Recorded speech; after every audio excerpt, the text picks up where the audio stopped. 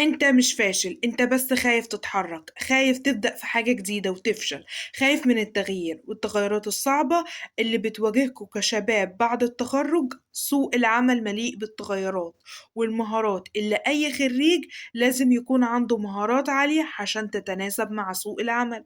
خايف من انك تاخد كورس وفي الآخر ما تنجحش، خايف تبدأ بيزنس وتفشل فيه فبتفضل واقف في مكانك، وحياتك عمرها ما هتتقدم ولا هتنجح طول ما انت مخلي الخوف مسيطر عليك. مش هيخليك تتقدم ولا تنجح. ودي فكرة بيناقشها الكتاب من الذي حرك قطعة الجبن الخاصة بيا.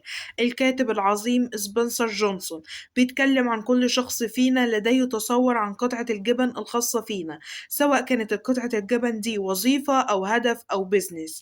مؤمنين بفكرة إن الوظيفة اللي نفسنا فيها لو حصلنا عليها هنكون مبسوطين وحياتنا هتكون حلوة. أما الوظيفة أو الحلم أو البيزنس أو دخول الكلية اللي موت نفسك عشان تدخلها وتحصل على لو ما تحققش، بتحزن وبتكتئب وبتقضي كل أيام حياتك وانت مكتئب.